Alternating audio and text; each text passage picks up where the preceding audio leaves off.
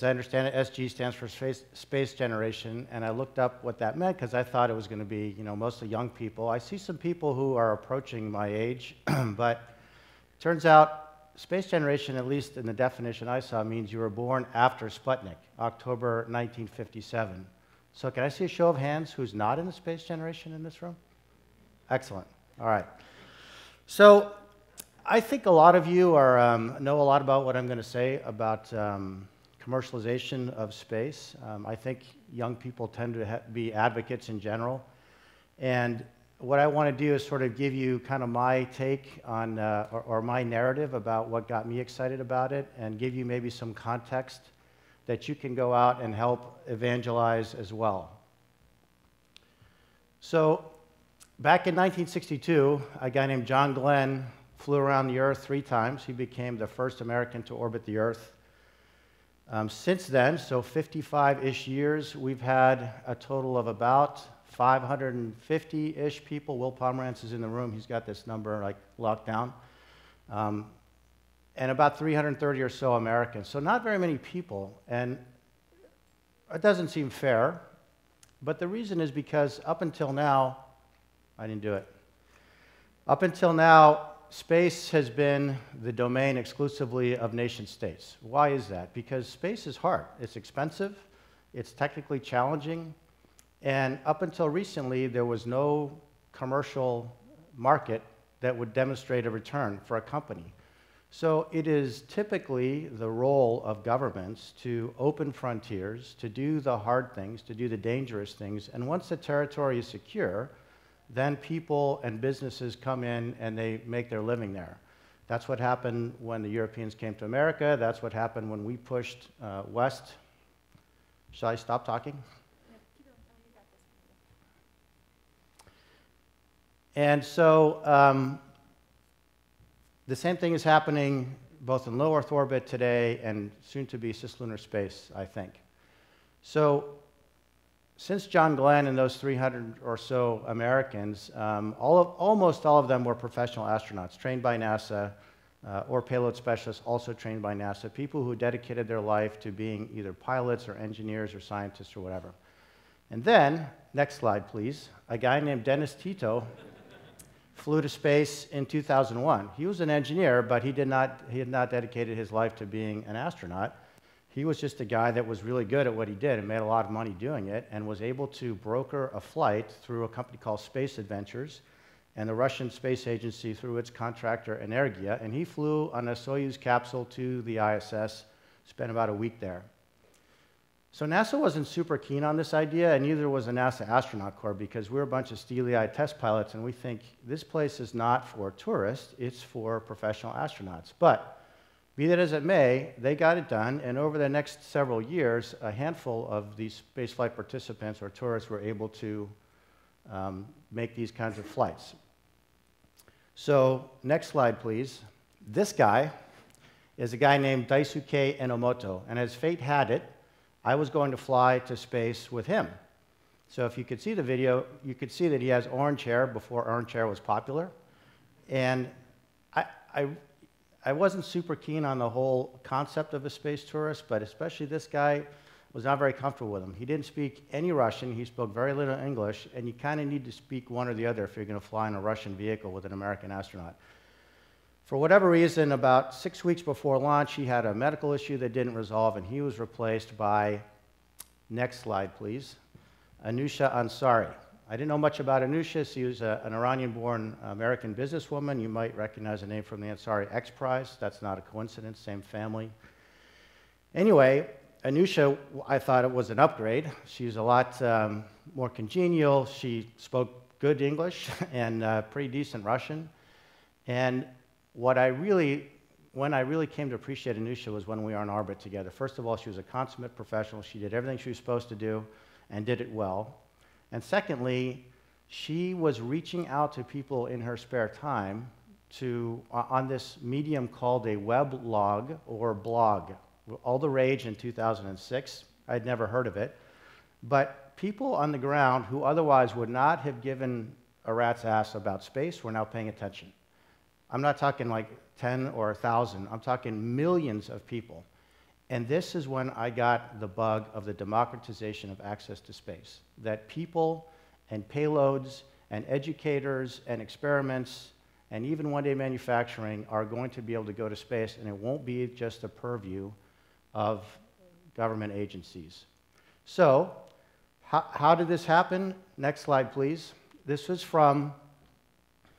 a picture of a computer automated design that is part of the computer-aided technologies that make CAD and computer-aided manufacturing. And way back when governments wanted to make rockets or spacecraft, they had to have very exotic materials with super exotic processing.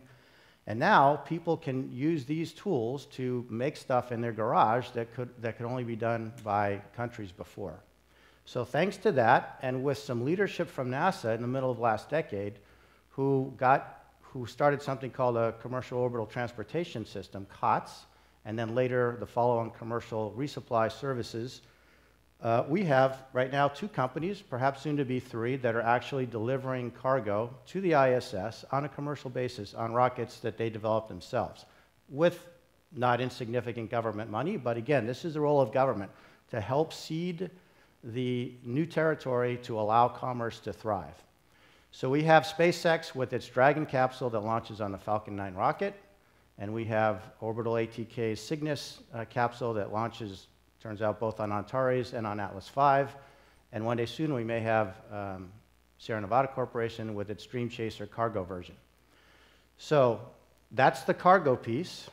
Then there's a human piece, and I think you all know about a commercial crew program that has 2 winners, I guess I would say, SpaceX again with Dragon, and Boeing with its CST-100 Starliner, which next year, maybe the year after, will be able to take NASA astronauts and our international partner astronauts to the ISS.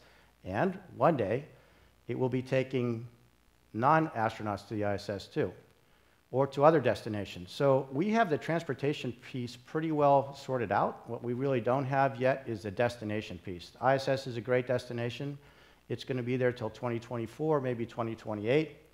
But as its end of life starts approaching, people who are doing the research that's done on it, because it is, after all, a national laboratory, are going to start thinking about putting their interest elsewhere because it's got a finite life.